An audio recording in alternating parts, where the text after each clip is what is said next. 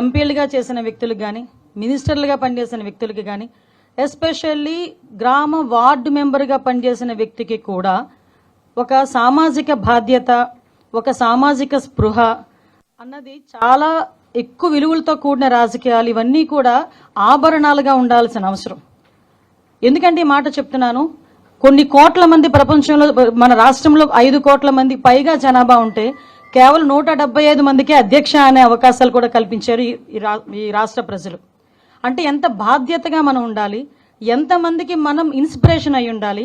మన మాట, మన నడవడిక, మన మాట తీరుతో పాటు మన బాడీ లాంగ్వేజ్ కూడా అవతల వాళ్ళకి ఒక ఇన్స్పిరేషన్లా ఉండే పరిస్థితిలో రాజకీయ నాయకులు ఉండే పరిస్థితి. అటువంటి పరిస్థితుల నుంచి ఈరోజు పరిస్థితులు ఎంతగా దిగజారిపోయాయంటే, ఎస్పెషల్లీ జగన్మోహన్ రెడ్డి గారు, అదేవిధంగా వాళ్ళ పార్టీ మనుషులు కానీ, వాళ్ళ పార్టీ కార్యకర్తలు కానీ చేస్తున్న వ్యవహారాలు చూస్తూ ఉంటే ఒక్కొక్కసారి రాజకీయాలు ఇంత దిగజారిపోయాయా అనిపిస్తూ ఉంటుంది. ఎందుకు ఈ మాట చెప్తున్నానంటే, రాజకీయ నాయకులని అభిమానించే వాళ్ళు చాలా మంది ఉంటారు. అభిమానించే వాళ్ళే కాకుండా మనల్ని మార్గదర్శకంగా తీసుకునే వాళ్ళు కూడా చాలా మంది ఉంటారు. అటువంటి పరిస్థితుల్లో మన బాడీ లాంగ్వేజ్, మన మాట తీరు, మన తాలూకా బిహేవియర్ అన్ని కూడా వాళ్ళు అసెస్ చేస్తుంటారు. అటువంటి సందర్భంలో ఈరోజు ఒక మానవత్వం లేకుండా కనీసం రాజకీయం అతని తాలూకా రాజకీయ ఉద్దేశాల ధ్యేయంగా హింసను ప్రేరేపించడమే కాకుండా హింసను చేస్తూ తిరిగి దాన్ని సమర్థించుకునే పరిస్థితులు కల్పిస్తున్నా ఉంటే ఒక్కసారి నాకు నిజంగా నేను ఒక రాజకీయ నాయకురాలుగా ఉండేందుకు కొంచెం నేను కూడా ఒక్కొక్కసారి ఇబ్బందులు పడాల్సిన అవసరం వస్తుంది. ఎందుకంటే మనం సాధారణంగా పొదిరిలోని వైసీపీ కార్యకర్తల అరాచకం చూసాం. అరాచకం చూసిన తర్వాత మళ్ళా వెంటనే రెంటపల్లి వెళ్ళాలి అనేసరికి మా డిపార్ట్మెంట్ వాళ్ళు కూడా, పోలీస్ డిపార్ట్మెంట్ వాళ్ళు కూడా చాలా క్లియర్గా నోటీసు సర్వ్ చేశారు. జగన్మోహన్ రెడ్డి గారు, మీ పర్యటనలో ఎంతమంది వస్తారు, ఎంతమందికి మేము, చాలా చిన్న రోడ్ అది, 10 ఫీట్ రోడ్ అది, ఆ 10 ఫీట్ రోడ్లోకి వెళ్ళేటప్పుడు ఎంతమంది వెళ్తారు, సో మీరు ఇంతమంది వరకు వస్తేనే మేము అలౌ చేస్తాం. మీ క్యాన్వాయ్తో పాటు ఒక 3 వెహికల్స్, వాటితో పాటు ఒక 100 మంది కార్యకర్తలు, వీళ్ళు వస్తేనే మేము అలౌ చేయగలం, వీళ్ళు వస్తేనే మేము ప్రొటెక్షన్ కూడా ఇవ్వగలము, కాబట్టి మీరు దీన్ని అర్థం చేసుకోండి అని చెప్పి అక్కడున్న ప్రతి నాయకుడికి కూడా నోటీసులు అనేవి సర్వ్ చేశారు, ఇన్ఫర్మేషన్ అనేది సర్వ్ చేశారు. ఆఫ్ కోర్స్ అయిపోయింది.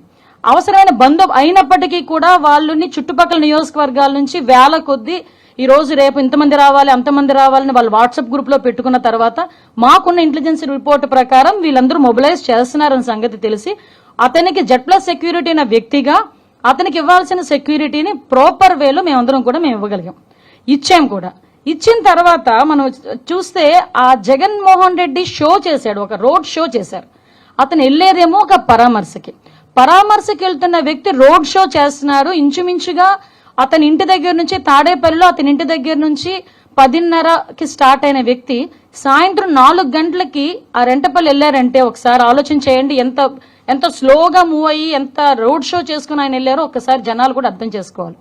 ఈ నేపథ్యంలో అతను రోడ్ షో చేసుకుంటూ, అందరికీ అభివాదాలు చేసుకుంటూ, అందరి దగ్గర నవ్వుతూ, షేక్ హ్యాండ్లు ఇస్తూ ఆయన వెళ్తూ ఉంటే దారిలోని అతని కార్యకర్త, అతని సింపథైజర్, అంటే వాళ్ళ పార్టీ సింపథైజర్, పార్టీ కార్యకర్త కనీసం వెహికల్ కి కింద పడిపోయి టైర్ కింద పడ్డాడు అన్న సంగతి తెలిసి కూడా అతను కనీసం బండి ఆపకుండా ఆ బండిని అలాగే ఆ పక్కనున్న వ్యక్తిని కనీసం పక్కన తీసి, నేనేమంటానంటే ఆ బండి కింద పడిపోయాడు వ్యక్తి, ఆ వ్యక్తిని తీసి ఇమీడియట్ గా 108కో దేనికో ఫోన్ చేసి అంబులెన్స్ లో పంపిస్తే కనీసం మనిషి బతికేవాడేమో.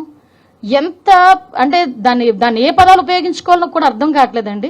ఎంత నిరంకుశంగా, కనీసం దయా జాలి లేకుండా ఆ వ్యక్తిని అలాగే ఈడ్చి ముళ్ళ పొదల్లో పడేశారు. తర్వాత అతన్ని చూసి పోలీస్ డిపార్ట్మెంట్ వాళ్ళు 108కి ఫోన్ చేసి ఇమీడియట్ గా డిపార్ట్మెంట్ వాళ్ళు హాస్పిటల్కి పంపిస్తే హాస్పిటల్కి వెళ్ళిన తర్వాత అతను చనిపోయాడని డాక్టర్స్ చెప్పడం జరిగింది. కనీసం అతను ఆ కార్ కింద పడిన తర్వాత అయినా ఇమీడియట్ గా హాస్పిటల్కి పంపించుంటే ఆ మనిషి బతికేవాడు కదా. అంటే ఇంత దారుణంగా, ఇంత దాన్ని ఏమంటారంటే కనీసం జాలి దయ లేకుండా కూడా మనుషులు ఉంటారా? మనిషి జన్మకి ఒక అర్థం ఉంటుంది, దేనంటే ఒక జాలి దయ ఎమోషన్స్ ఇవన్నీ ఉంటాయి. ఏ ఎమోషన్స్ లేని కాకిలా అంటే ఒక కాకి చచ్చిపోతే 100 కాకులు వస్తాయి.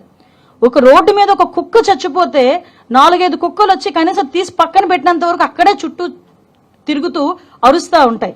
అలాంటిది సాటి మనిషి దట్టు వైసీపీ కార్యకర్త నీ మీటింగ్ గురించి, నీ ర్యాలీ గురించి నువ్వు పిలిస్తే వచ్చినవాడు దళితుడు, నీ కారు కడ్డంగా నీ కారు టైర్ కింద నలిగిపోతే తీసి హాస్పిటల్కి తీసుకెళ్ళగలిగేంత దౌర్భాగ్యమైన పరిస్థితిలో ఈరోజు జగన్మోహన్ రెడ్డి ఉన్నాడా?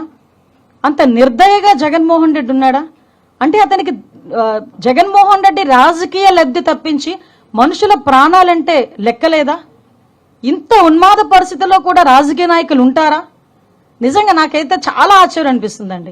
ఇలాంటి సిచ్యువేషన్ నుంచి తన నిర్లక్ష్యంగా ఇద్దరు చనిపోయారు. అతని నిర్లక్ష్య కారణంగా ఆ రోజు సింగయ్య, మళ్ళీ ఇంకొక అబ్బాయి రెడ్డి, ఇద్దరు చనిపోయారు. ఇద్దరు చనిపోయినా కూడా తన పర్యటన కొనసాగిస్తూనే ఉన్నాడు. విషయం ఏంటంటే ఇందులోని మనందరం కూడా ఆలోచించాల్సింది ఏంటంటే, సంవత్సరం క్రితం బెట్టింగ్ ద్వారా డబ్బులు కోల్పోయి ఆత్మహత్య చేసుకున్న, ఇక్కడ మీరు అర్థం చేసుకోవాలి, సంవత్సరం క్రితం జూన్ 4th అతను ఆ బెట్టింగ్ లో పోయి జూన్ 9వ తారీఖున ఎప్పుడో చనిపోయిన వ్యక్తి, 2024లో చనిపోయిన వ్యక్తికి సంవత్సరం తర్వాత పరామర్శ చేయటానికి ర్యాలీగా వెళ్తా ఉంటే మధ్యలో దారిలో 2 ప్రాణాలు పోతే ఆ 2 ప్రాణాల గురించి ఆలోచన చేయకుండా సంవత్సరం ముందు పోయిన ప్రాణం గురించి ఒక విగ్రహం కట్టించి ఆ విగ్రహానికి దండేయడానికి వెళ్ళాడంటే ఒక్కసారి ఆలోచించండి అతని తాలూకా నైజం ఎలాంటిదో. ఇదే సేమ్ పందాలో వాళ్ళ బాబాయ్ హత్య గురించి ఒకసారి మనం ఆలోచన చేసుకుంటే, గొడ్డలి వేటు గురించి ఒక్కసారి మనం ఆలోచన చేసుకుంటే పరిస్థితి ఏంటనేది ఆలోచించవచ్చు. కోడికత్తి డ్రామా, ఆ దళిత బిడ్డ ఈ రోజుకి కూడా ఆ స్త్రీని ఇప్పటికీ కూడా ఇబ్బందులు పడతానే ఉన్నాడు. గులకరాయి డ్రామా, అంటే ఏదో రకంగా అంటే సీఎం కుర్చీలో కూర్చోవాలనే ధ్యాస తప్పించి మానవత్వం లేకుండా చేసే పరిస్థితి ఈ రోజు మనందరికీ కూడా కనిపించే పరిస్థితి.